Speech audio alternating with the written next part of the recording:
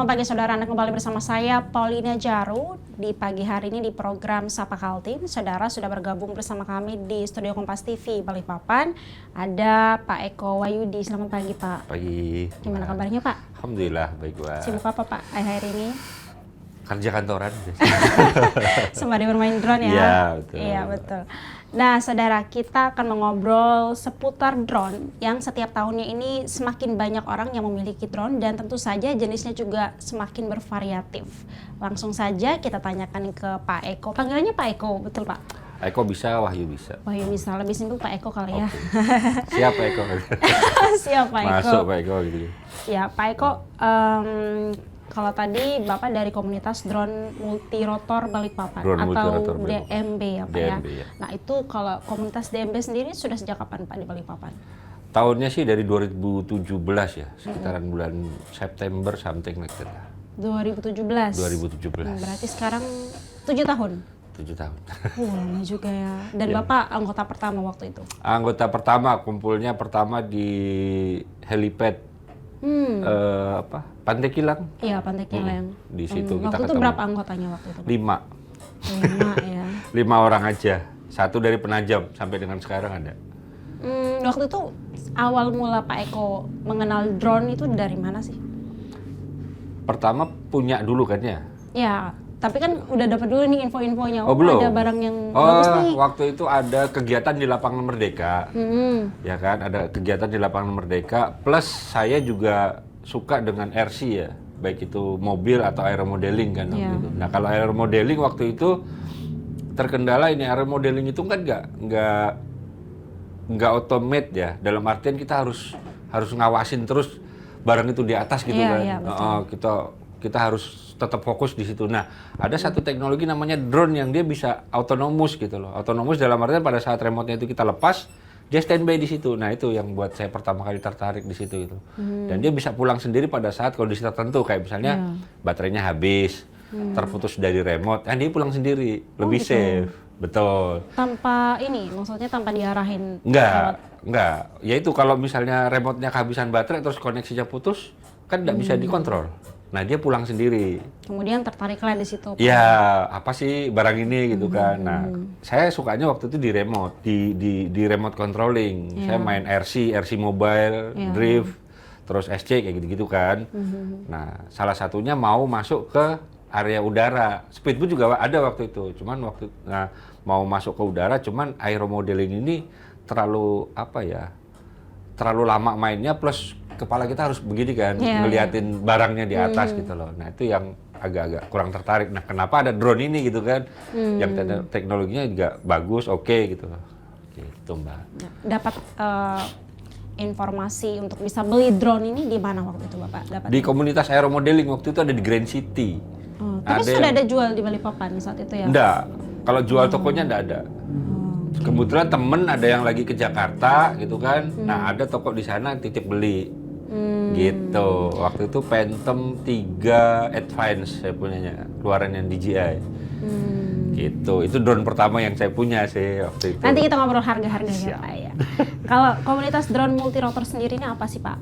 Bedanya apa sama komunitas drone secara umum? Baik, drone multirotor itu adalah komunitas penyuka drone yang di dalamnya biasanya ada fotografi, Mbak. Videografi, kayak gitu-gitu. Tapi yang view-nya itu dari udara. Gitu. Jadi yang tergabung di kita ini biasanya itu penyuka remote control sama video atau fotografi. Nah, itu orang-orang yang ada di dalamnya itu.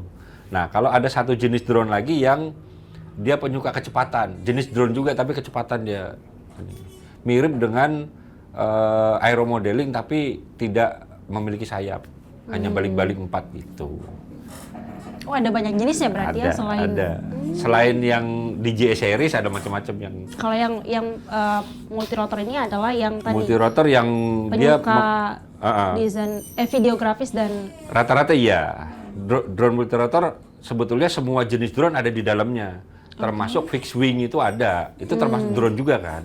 Yang dia otonomus terbangnya gitu loh. Tapi orang-orangnya yang ada di dalam situ ya rata-rata penyuka videografi, penyuka fotografi, kayak gitu-gitu. Terus suka remote control kayak gitu. Oh, bukan karena jenisnya ya, maksudnya Enggak. multirotor ini adalah salah satu jenis dari drone gitu, bukan ya? Oh Pak, ya? bukan, Oke. kumpulan dari orang yang suka kegiatan udara lah. Oke. Ceritanya gitu, kegiatan Lebih aktivitas. spesifik lagi suka videografi. Videografi rata-rata, karena hasil dari drone itu adalah karya videonya itu kan, karya videonya, karya fotonya yang dipublish, yaitu rata-rata sukanya di situ, drone multirotor di situ. Awal mula adanya DMB ini berapa orang sih pesertanya di 2017 itu, Pak? 2017 itu pertama kali ketemu itu dari Facebook, Mbak. Oke. Saya kan merasa sendiri ya. Akhirnya saya cari informasi di Facebook waktu itu kan, yang sosial media paling populer kan Facebook ya waktu itu ya. Ya, ya betul. Instagram kalau nggak salah sudah ada atau belum kayaknya. Belum kayaknya. 2017 ya? Mungkin sudah ada tapi belum Iya, terkenal. belum populer. Ya. Yang populer waktu itu kan Facebook gitu kan. Ya sebanding lah dengan umurnya kan. Nah, Facebook waktu itu kita cari, saya nyari teman-teman yang memiliki kesamaan tentang kesukaan drone gitu kan. Nah, ketemu beberapa temennya, akhirnya kita kumpulin bareng. Ayo kita meet up. Ya. Ya, meet up di lapangan Merdeka yang depannya itu di Itu orang Balikpapan semua? Balikpapan semua, satu Penajam. Oh, oke. Dia rela dari Penajam ke sini. Demi ya. Demi ngumpul itu. Nah, dari situ akhirnya kita saling sharing lah ya kan. Drone ini apa, macam-macam yang mereka bawa, nggak hanya DJI series, ada Shinma, ada DJI, ada apa lagi satunya kemarin itu yang warna hijau itu saya lupa namanya apa. Jadi ada macam-macam jenis drone dan dari situ juga saya ternyata drone-nya mereknya macam-macam, nggak hanya DJI aja gitu. Tuh kelebihannya juga macam-macam kayak gitu. Nah, dari situlah akhirnya kita memutuskan untuk oke, kita buat grup WA dong untuk saling komunikasi. Gitu. Nah, dari situ langsung grow up sampai kita ada pameran. Oke. Terus diundang kemana kayak gitu. Salah satunya ke Kompas ini. Gitu. Oh, bukan hanya Kompas ya, berarti sebelumnya udah pernah Sebelumnya ke udah ada. media-media Jadi kita lain kan ya? juga koneksinya ke TNI AU pastinya kan. Terus ke Otban. Iya. Kita juga pernah koordinasi atau meeting bareng dengan Airnav. Banyak ya kegiatannya ya? Kemudian waktu itu sempat kita terakhir kegiatan itu adalah opening dan Lanut Cup di mana? Jadi Lanut Dombel. tiap itu. bulan selalu ada agenda? Udah. Enggak? Enggak, event-event aja gitu. Kita diundang, termasuk openingnya Borneo Bay. Oke. Iya, terus acara-acara di mana? Di waktu itu sempet di apa sih namanya, kantor pemerintah itu yang di depan DPR itu. Kita pernah juga di situ. Pemkot ya? Pemkot, pernah terbang juga di situ. Acara 17-an yang drone-nya bawa bendera. Gitu, memeriahkan. Pastinya kalau diundang itu ada komersilnya ya? Wah, enggak, waktu itu enggak ada semua. Maksudnya Nggak ada itu, semua ya? enggak, Oke. itu hobis aja gitu. Oh, itu Jadi kita pure hobi? pure hobi dan menjalin komunikasi dengan kepemerintahan dan beberapa organisasi yang lain gitu kan, Mbak. Waktu itu kita juga sempat combine dengan FPV, drone FPV di acaranya Lanut itu. Terus ada juga di acaranya TNI AU juga pernah yang di Pelabuhan Semayang ngeliput. Bukan ngeliput sih ya, kita ngedokumentasiin kegiatan mereka dalam simulasi penangkapan apa gitu di laut gitu. Gitu. Berarti awalnya semuanya dari free service dulu, lama-lama akan akhirnya menjadi komersil. Ada yang begitu. Nanti kita ada. ngobrol. Berapa sih komersilnya? Iya, Penasaran juga saya. Kemudian perkembangan dari 2017 kan Bapak waktu itu juga boleh dijelaskan Pak, saat itu kira-kira drone ini sudah famous apa sih di 2017 dan sekarang itu seperti apa perkembangannya? Drone waktu awal 2017 itu yang gede, saya nggak bawa contohnya, sorry. Itu yang besar, yang Phantom series gitu kan.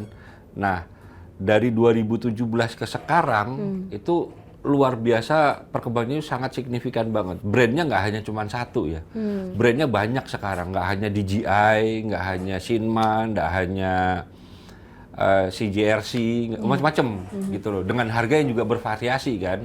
Nah, kemudian dari drone yang besar itu muncul regulasi-regulasi baru yang akhirnya drone itu semakin lama semakin mengecil. Malah bisa ada yang di pocket kan. Drone pocket gitu kan, yang ya bisa dilipat-lipat lah drone-nya. Tuh, ada yang drone-nya terbangnya dilempar juga ada. Jadi dilempar langsung standby set gitu kan. Nah, baru kita kontrol. Ada yang nggak pakai remote sama sekali, hanya mengandalkan visual dari kameranya itu aja untuk ngikutin. Macam-macam Mbak perkembangannya. Sampai drone untuk pemetaan. Jadi dia dari titik dia terbang sampai dia pulang lagi itu full otomatis. Jadi dia scanning area begitu. Area wilayah gitu. Kalau Mbak misalnya ke Google ke wilayah Jepang, misalnya Google apa namanya Google Map wilayah Jepang itu ada kota yang 3 dimensi gitu kan. Iya, iya. Nah, itu bisa buat kayak gitu. Sampai ke situ drone. Terus di wilayah pertambangan juga scanning areanya wilayah pertambangan kayak gitu-gitu. Jadi lumayan terkenal juga sampai sekarang ya ininya kegunaan dan fungsinya Banyak. juga banyak Terus ya. dari apa namanya perkebunan juga sawit, ngitung pohon apa segala macam kayak gitu banyak Mbak. Tidak hanya foto video aja sudah. Artinya bukan hanya sekedar jadikan hobi tapi juga manfaatnya banyak. Komersil ya, sampai ngirim barang kalau nggak salah sudah dimulai oleh Amazon kah atau beberapa yang ini Ngirim barang pakai drone. pakai drone. Oke. Tapi mungkin dalam satu kota ya, tidak mungkin sampai ke Banjarmasin ngirim barang kan nggak mungkin kan Pak. Itu pakai pesawat. Ya. Kalau masih di Balikpapan aja. Oke. Kalau Bapak sendiri nih dari 2017, momen berkesan apa sih Pak? Selama, kalau tadi Bapak ceritakan banyak banget nih kegiatan dari DMB dari 2017 sampai sekarang. Kalau yang paling berkesan dari semuanya itu apa? Yang paling berkesan itu sebelum COVID, Mbak. Kita terbang bareng di lapangan Merdeka itu di helipad yang tidak terpakai.